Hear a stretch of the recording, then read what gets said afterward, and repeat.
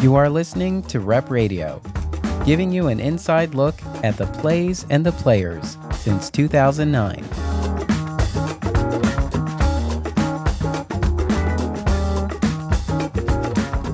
Today on the podcast, we chat with the collaborators of the world premiere production, The Tattooed Lady, a new musical, on stage at Philadelphia Theater Company. Here is my interview with Max Vernon and Erin Courtney for The Tattooed Lady, a new musical.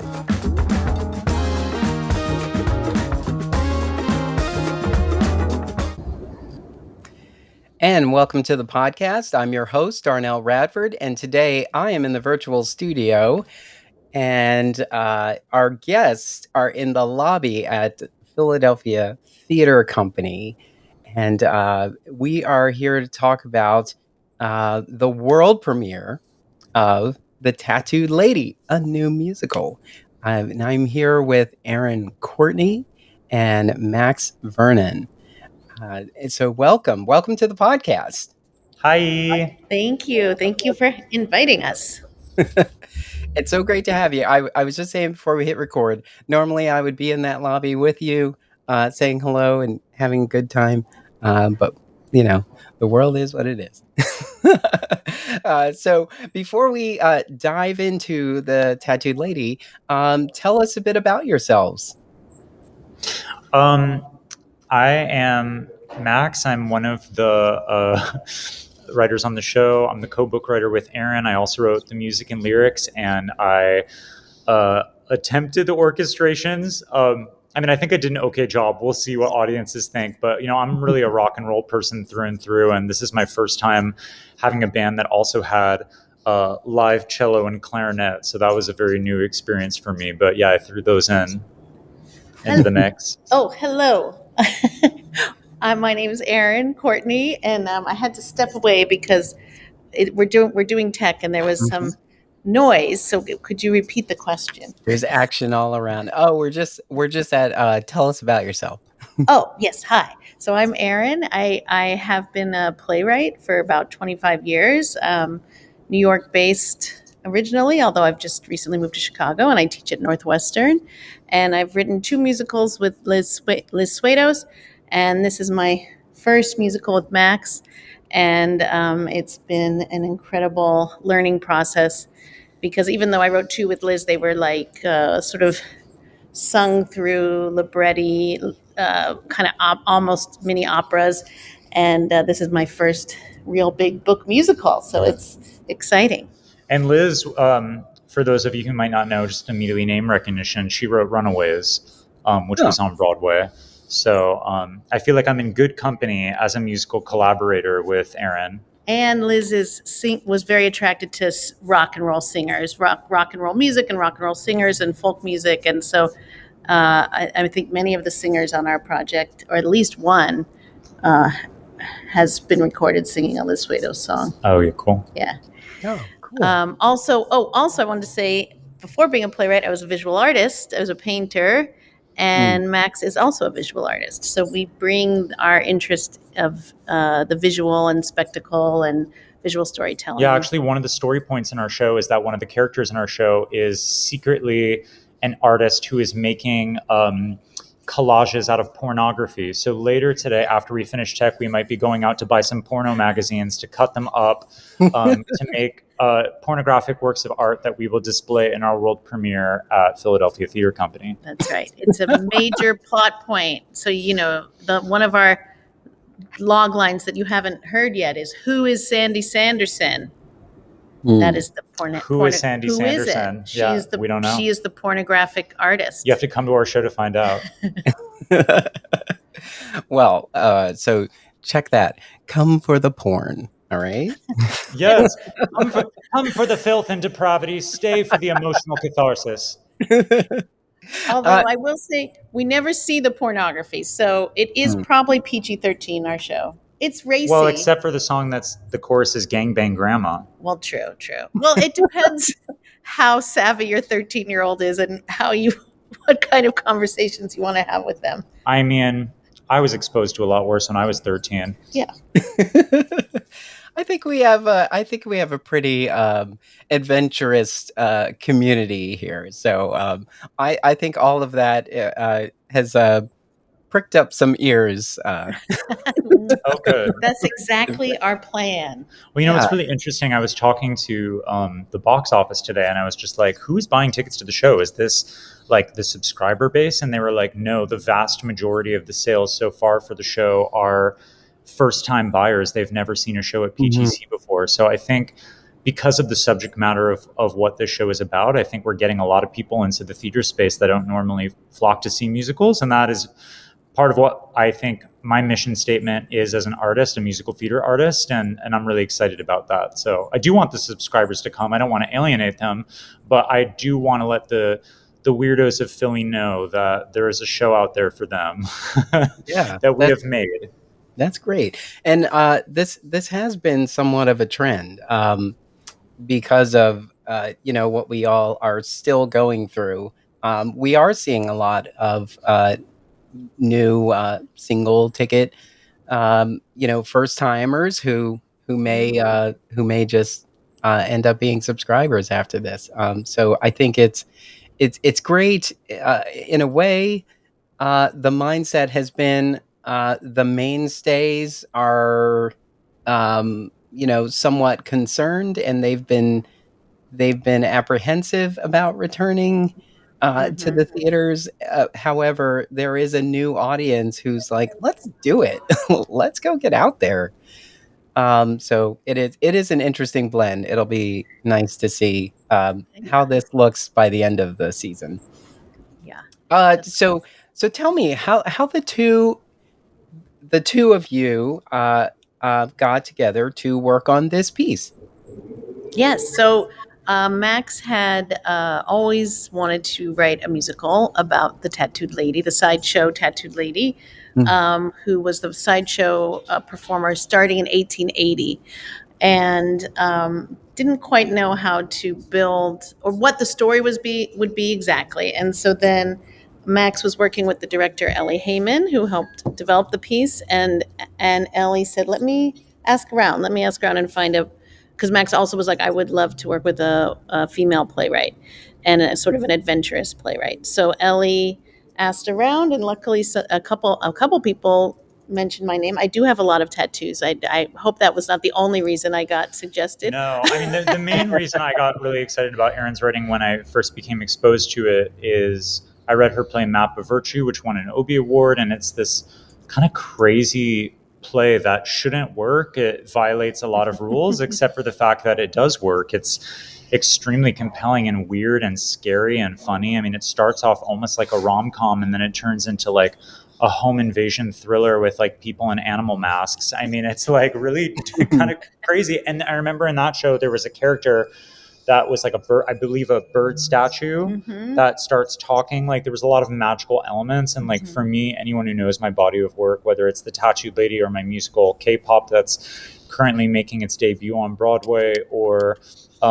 my musical The View Upstairs that was off Broadway and has played subsequently in like London, Japan, Sydney, wherever. Realism is not the point for me. I mean, I want real emotions in my pieces, but I'm attracted to the magical, the fantastical. I'm attracted to spectacle. I'm attracted to rule breaking and provocations. And so I knew that I did not want to write a conventional piece of musical theater in terms of a subject matter such as the freak show, because there have been musicals about the circus and the freak show, but they're always sanitized. And I felt like the only way to write a show about the freak show and the tattoo lady in particular that felt authentic was to write and collaborate with a playwright who had her own set of rules that she follows creatively. And Erin is both literally a tattooed lady, but as we define a tattooed lady in our musical, which is just to say a renegade spirit, Erin is in her soul a tattooed lady. She is a renegade. She is an original. She is an iconoclast. And I feel like that comes through in the writing of the show because of our collaboration. That is so sweet. Thank you. And then Max, of course, is also a tattooed lady, and I want to say that I also immediately connected with Max's work, listening to The View Upstairs as because I didn't hadn't gotten a chance to see it, and the way that Max places like sort of terrifying experiences and horrible, scary trauma next to joy and celebration and imagination. And I was like, I need to work with this person. And I think that I think theater is a great place to meet the challenging things, but then that it's a magical space, and so transformation and creativity and playfulness belong there. And every single one of Max's songs have that combination. That's great. So, um, even though this is the world premiere, it did have there was a beginning. So when did this? I know, Max. You said you've always wanted to tell this story, but when did it start for you, and when did this process begin?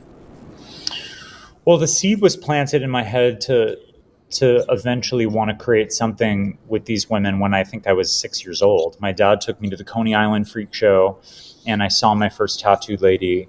And as someone who my entire life just for whatever reason, I think people just could tell that I was different and strange and uh, in a pre-Lady Gaga world, even I was always wearing, Unique. makeup and women's clothing, and We say was unique. really inspired by glam rock and people like David Bowie, and so I was always really bullied growing up, and so I've always kind of looked to these figures that were outside of the mainstream, that were othered in some way, but who refused to back down and celebrated themselves and feeling comfortable in their own skin. And I feel like what is more emblematic of feeling more comfortable in your own skin than tattooing your skin? And so seeing a tattooed lady in the freak show at an early age just kind of stuck with me as kind of a touch point of that's what I want to be.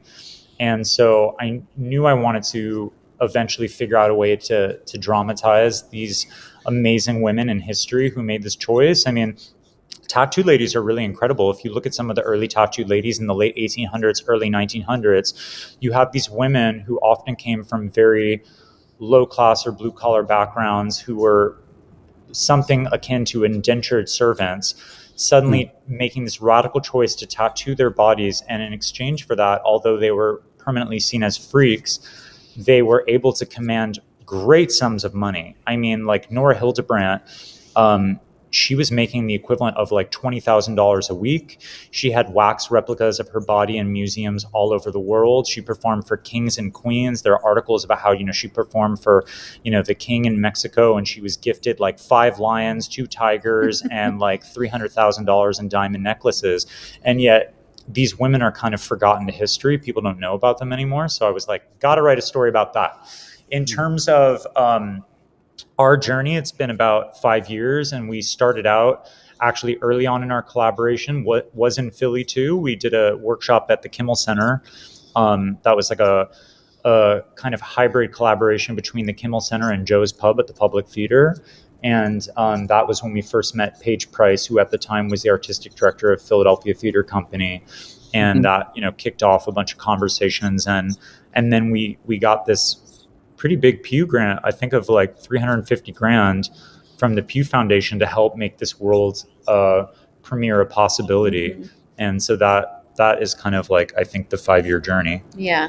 And one of the challenges of creating it is there's very little known about the tattooed ladies, and the tattooed ladies themselves would make up stories that were 100% lies that they used as their performance monologues. And so sometimes you'll research. So Nora Hildebrandt, her uh, partner, who was a tattoo artist, his name was Martin Hildebrandt. In some of the there's very little written history, but some of it that is written down, they'll be like, that was her husband. And then in other things, they'll be like, no, that was her father. And then in other things, they'll be like, no, they were just business partners. And so, although the great thing about that is we had a lot of free reign to Mm. craft whatever stories we wanted. So two of our main tattooed ladies have the names of these 2 real ladies, although we don't know much about their lives. So we concocted what we could. And then the third main tattooed lady, Imogena Gibson, is a creation from our imagination, although she has a little bit of a reference to other tattooed ladies that we read about. But the biggest challenge structurally was how to weave.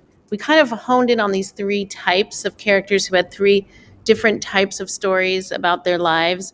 But then we were like, how do we build a frame to hold multiple narratives? And so that there was many strange and interesting versions, including one where the main character never spoke. She only sang the last song at the end, but everyone told us we really were not allowed to do that. So we changed our mind on that one.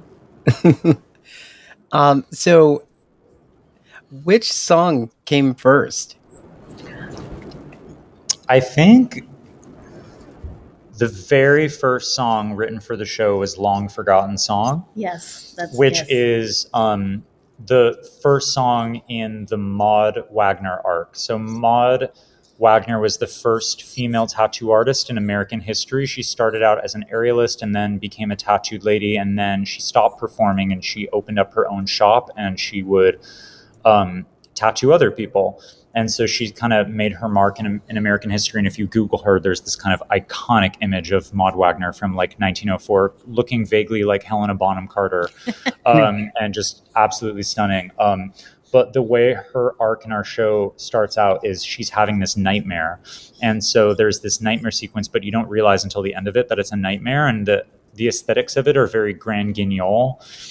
Grand Guignol, for those who don't know, was, in France in like the 1800s, people would go to see these very macabre, kind of terrifying shows in which people would be murdered on stage. I mean, not actually murdered, but they would reenact murders and they would be really spooky and ethereal. And one of the acts in the Grand Guignol was like the damsel dancing with death. And so Maud sings this song that has this very kind of spooky carnivalesque quality while she's waltzing with a man in a skeleton mask. And so that was the first song I wrote. And then the second song I wrote, I think, was the final song in the show. Because I find often if you start your process with the finale, then you know where you have to get to.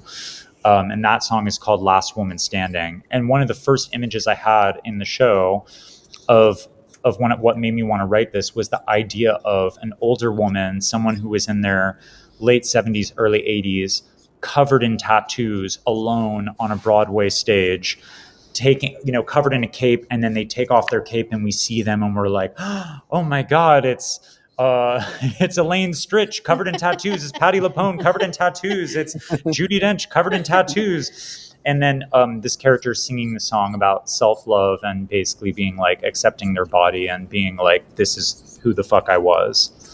Mm-hmm. So yeah, that's what that song is. It's a beautiful, beautiful song, Last Woman Standing.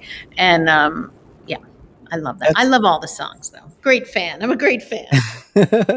That's great. Because I'm glad you told me what the last song was, because I was saying like how did the first song steer the rest of the story and bring it in.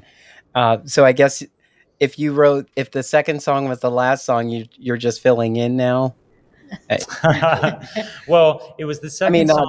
The second song was the last song, and then you have to figure out, well, what the hell is the first song? Yeah. Mm-hmm. And then and it's so interesting because over the 5 years we've written the story, we had clear ideas of like, okay, well, who are our primary tattooed ladies? And, because everybody can't get equal time in the story.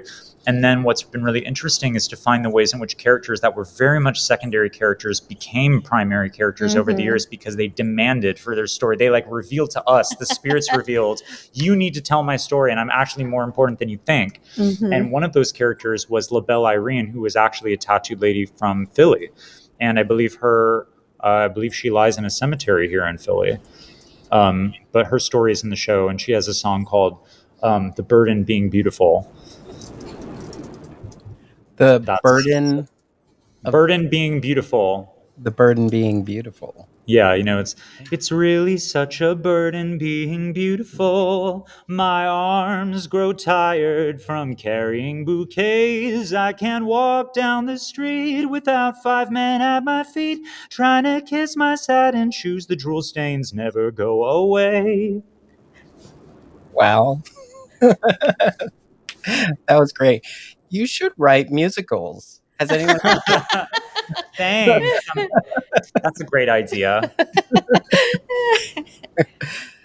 so 5 years and now you're here. What has this process been like now that it's at PTC and getting ready to open? It's been amazing. I mean, everyone says that. I mean, it's always it's the challenge of, well, because we're in tech, and you were discussing your theater companies in tech also, that no matter how much time you have for tech, there is never enough time. Mhm. So, what we were so excited about was integrating all the visual storytelling that for 5 years we've had to ask the audience to imagine. So, integrating the visual storytelling, choreography from Maite Natalio, who's a extraordinarily talented choreographer.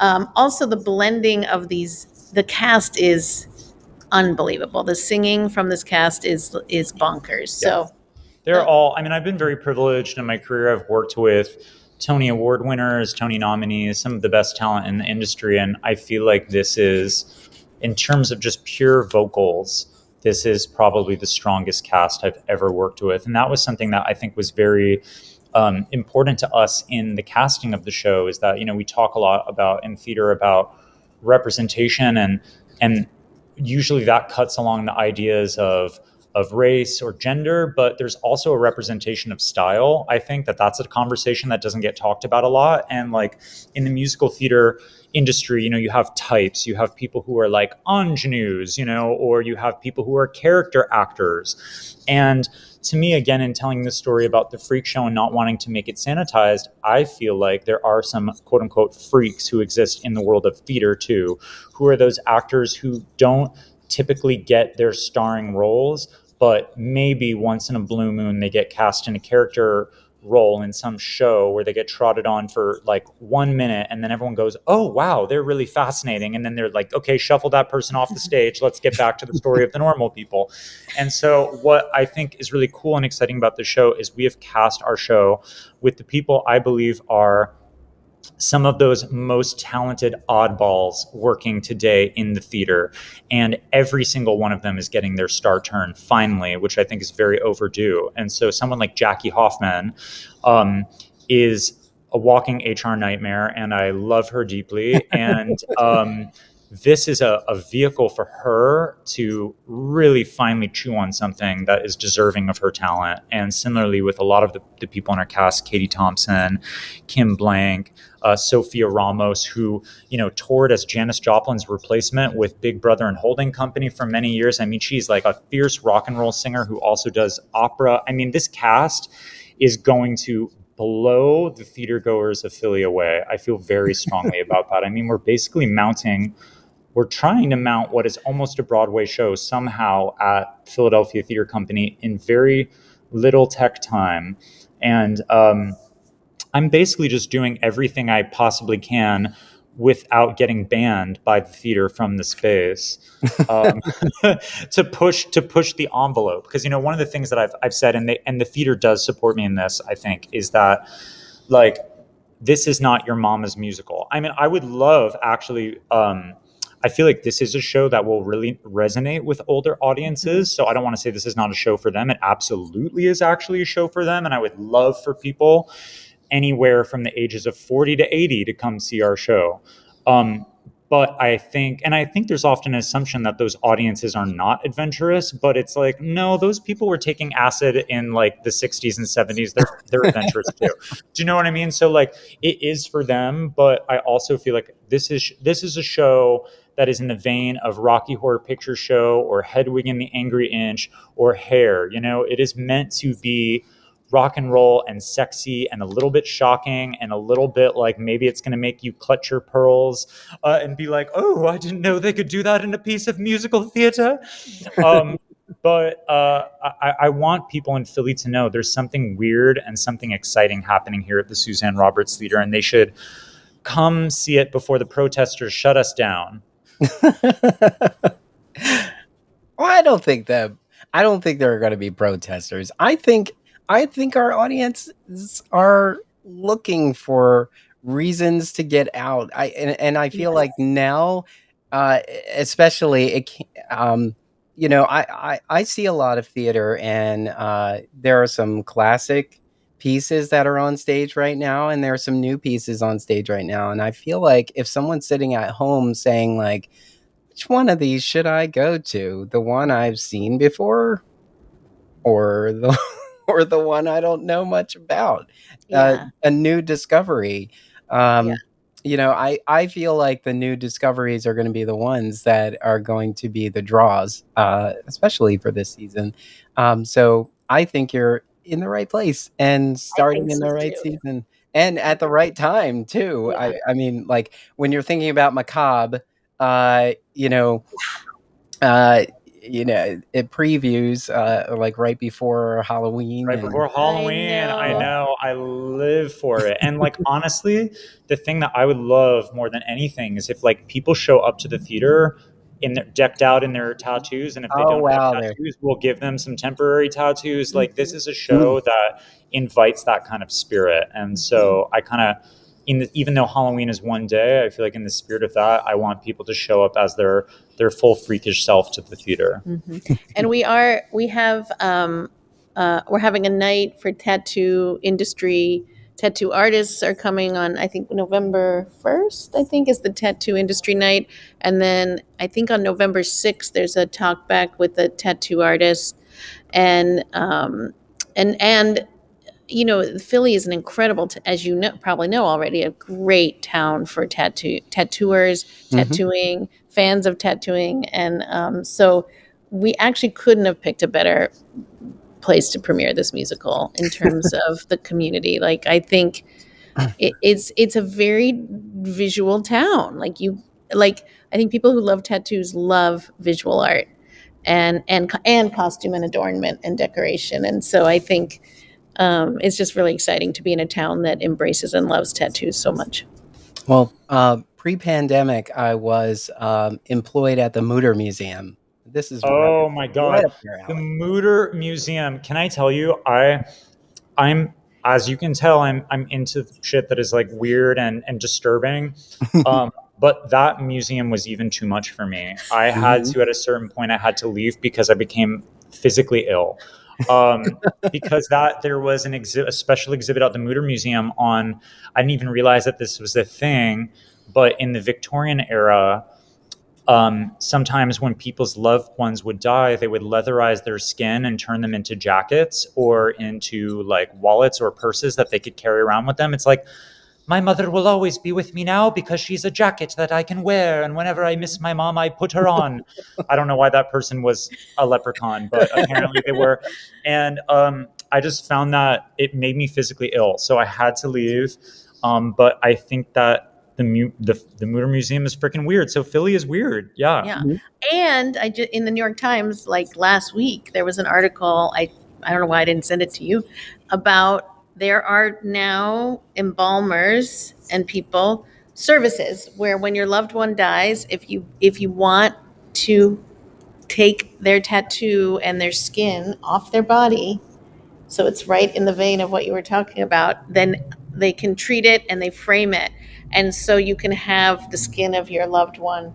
But I also, that's too much for me. I I was like, despise that's that. not for me. I But really because to me, there's something about tattoos that are like Erin found this thing out where people like everyone and their mom is like, don't get a tattoo, it's permanent, you'll have it forever, you'll regret it, but actually in terms of what Erin told me is that in terms of art, actually it's one of the most temporary types of art because unlike a painting that could hang for hundreds of years in a museum, a tattoo only lasts as long as the lifespan of the person who has it. And maybe that's 60 years, maybe it's 70 years, maybe it's 10 years. Do you know what I yeah. mean? Like, Mm. you never know. And so there's something a little bit theatrical about that too. It's like you either saw it or you didn't. You know what I Hmm. mean? It's like Yeah. you either came to see the world premiere of The Tattooed Lady at Philadelphia Theater Company or you waited till it went on Broadway and then you couldn't afford a ticket. But uh, like if you didn't see it, you don't get to see it. I don't feel like if you get to embalm someone's tattoo and have it on your wall. I think you needed to know that person Uh, and go out to a bar with them and get a glass of whiskey and say, "Oh, I like your tattoo." I don't know. yeah. I mean, Yeah. it's not for me. But I also think people should, for some people in this article, it was really a meaningful and important thing. I personally would not do it, but Yeah. I don't want to judge the people who find that meaningful. Yeah, we are a good tryout city. Since we're talking about tattoos, would you tell me about your first tattoo? Well, actually, Max, why don't you tell about your first tattoo? Max now has two beautiful tattoos. I have tattoos. My first tattoo that I got at the beginning of the pandemic, the second we were allowed to leave lockdown, it's a woman holding an all-seeing eye, and her hair is made up of stars. And so, to me, in my brain, I feel like this image is about being connected to the divine cosmic feminine, being connected to my creativity, interiority, seeing into myself. That was my first image. Yeah, and my first tattoo is a blue star that I got on my right upper arm, and I got it through a friend gave it to me in Dublin. And although the image itself doesn't have a ton of significance, the getting of it did, because my other best friend, Rebecca Gleason, who lives in Chicago, started getting tattoos when she was 18 and is just, it truly is the tattooed lady, really covered. And from age 18 on, I was like, I'm going to get a tattoo too. And then and then for like 5 years, I didn't get one. And then she said, you don't get to talk about it ever again until you're really going to do it. And so then I think I was 31 or something. So it was like 13 years later, we were going to go to Dublin, and her friend is this tattoo artist. And I said, I'm going to do it. I'm going to do it. And I did. So my other tattoos, have each one has a story, but the story of the blue star was just making a commitment to actually choosing something that you want to live with for your lifetime, Mm. because I was a very indecisive, non-committal person. So I thought, so it was sort of about, if you like this thing, why are you stopping yourself? Which is kind of like our musical. That's some of the stories in our musical about, like, it's okay to be who you are. You don't have to hide from yourself. You don't have to pretend you're not who you are. Yeah. Yes, absolutely. So I've been told in the past that when you ask someone about their tattoos, you don't necessarily ask how many. You ask how many tattoos they have. You ask how many hours. Ooh, Mm. that's a great way to ask it. I don't Because know. I guess because sometimes a tattoo just evolves, or maybe you get it outlined and then later on you get it colored in and then it becomes something else. Yeah. And some tattoos, like if you get one full back tattoo, I guess it would be considered one tattoo, but that would take at least 6 months to do, not 6 months continuously, but you would do like a full day and then you'd wait maybe a month and then do a full day. So that does make sense. Yeah. Hmm. Interesting. I've I have yet to get a tattoo. I didn't have any good ideas for a tattoo. Hmm. It was when I was younger, it was either tattoos or piercings, and I was interested in both of them, and I ended up getting a lot of piercings that I have removed over the years. Hmm. But I do think choosing the image that's also why it took me so long, is Mhm. I would really be like, I don't know, am I still going to love this image, in 10 years, in 20 years? But then by the time I was like early 30s, I was like, I think I have a pretty good idea of what image I'm going to like. But I do think that is a little bit of a, a challenge to get over the question of what image are you going to select? Um, Yeah. Well, oh, it's never too late. it's never Maybe too you'll late. see our maybe Yeah, our you'll see our show, and all of a sudden it'll come come to you. come to our musical. Oh, also our director Ellie Heyman so far does not have a tattoo, but Mm, she was hoping to be on this podcast with us, but as we are in tech, she literally cannot step away because there's not enough minutes. But yeah. I'm really hoping that she does get one soon.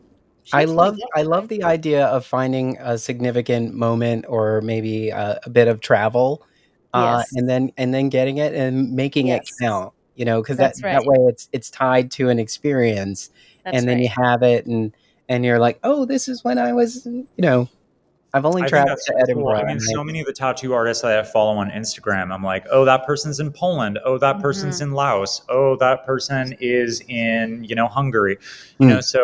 Or Paris. I think um, destination travel tattooing is actually becoming increasingly a trend. It's like Yeah. if there's an artist who you love enough to put their art on your body for the rest of your life, yeah, make a trip out of it. Yeah, my favorite person I've been following on Instagram, a tattoo artist, lives in Brazil. I was like, oh my gosh, am I going to have to go to Brazil?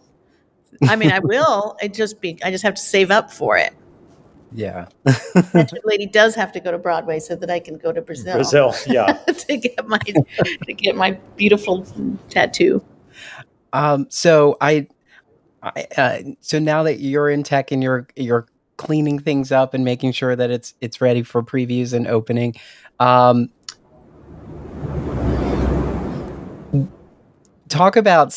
can you talk about some of the things that were sort of left out of the piece, and will they have a life somewhere else?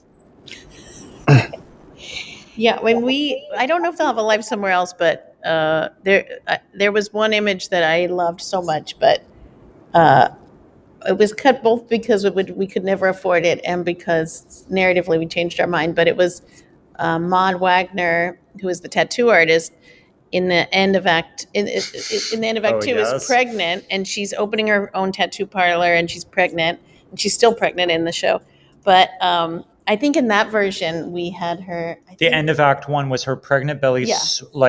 swelled up until it was the size of a hot air balloon, and then all the tattoo ladies got inside of the hot air balloon that grew out of her pregnant belly. Yeah, and she went up into like tattooed lady heaven. But then also remember, I think we had her dying in childbirth or committing suicide or doing a heroin overdose, morphine overdose. So I think at one point it was just her in the balloon, and she was that was her death. So that one, a great image, not a great plot I feel point. like this musical wants to be budget destroying in a way. Like it wants to be a $10 to $15 million spectacle in which we just Julie Taymor the fuck out of it, and like a sparrow tattoo on his shoulder all of a sudden, flies off stage. Do you know what I mean? Like it wants that kind of magical splendor in a way that I feel like we're achieving in a very zany, creative, DIY type of way here that I think is actually really fun and kind of charming in its own way. But I think we had a lot of ideas of things in drafts over the years that got us really inspired, like all of the tattoos, explode off the person's chest into fireworks and everyone gazes up at them. Like there's a lot of things like that were in our stage directions over the year that we're going to just have to wait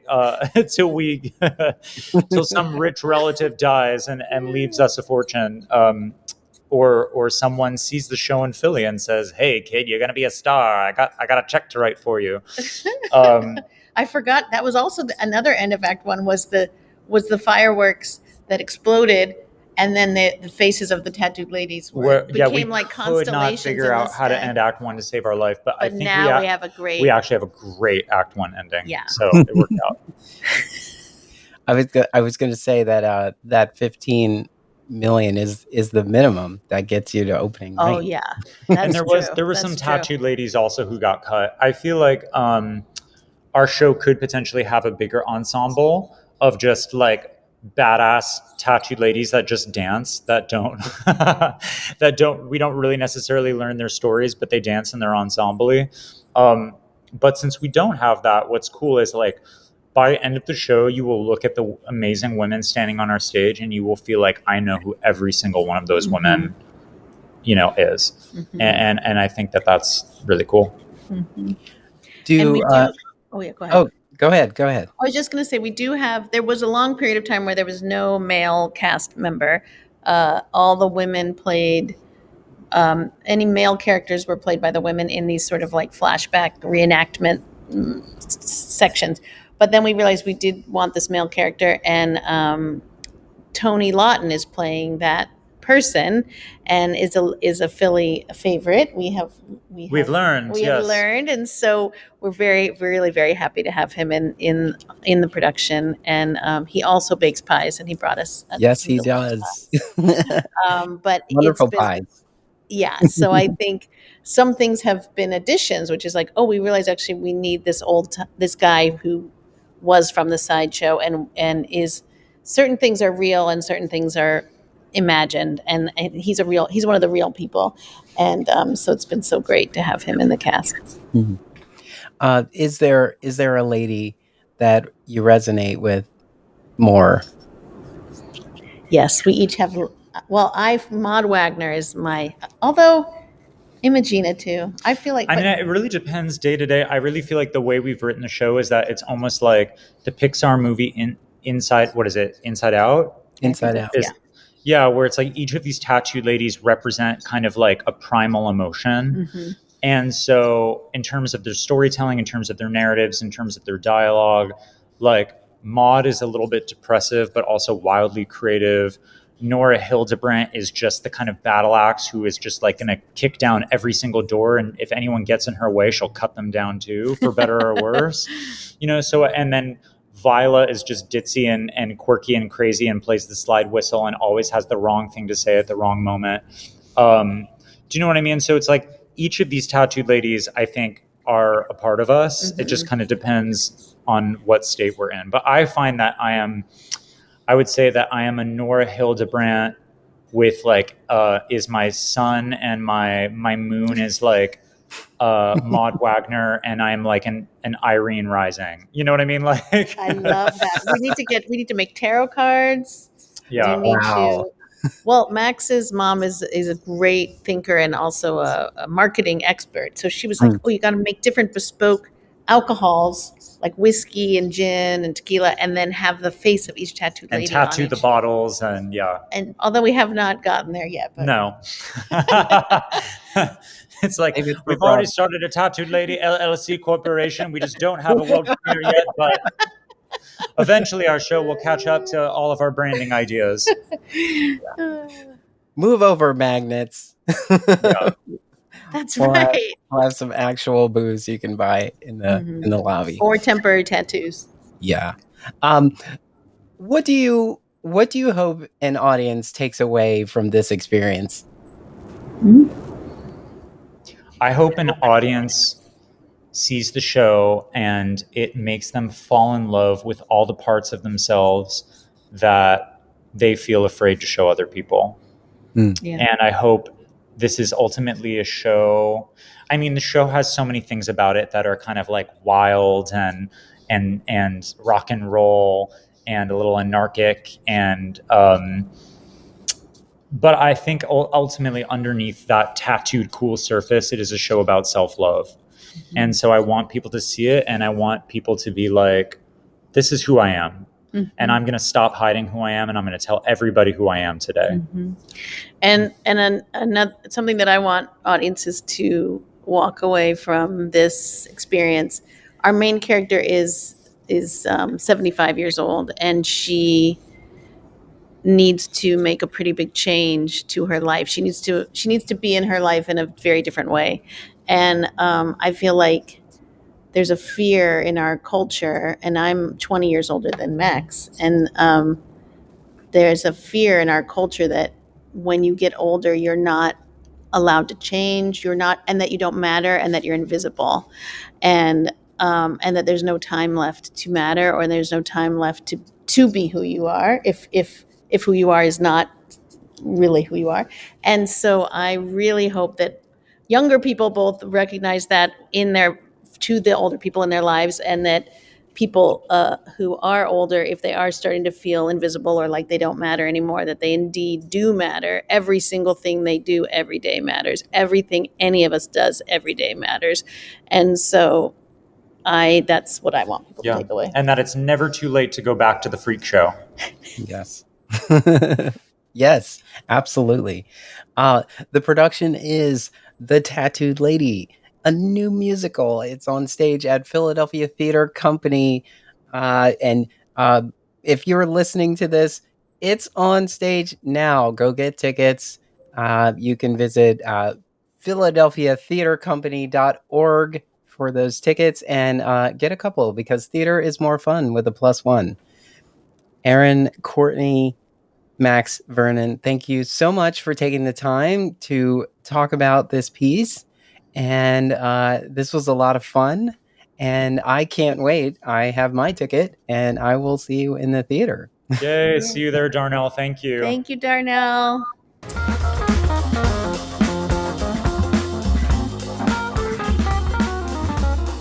Rep Radio is an Emory production. You can follow us on social media, on Twitter and Instagram at rep_radio and Facebook at Rep Radio. If you would like to be a guest on our show, visit our website at em3ry.com. Ride with us. Emory is on the move.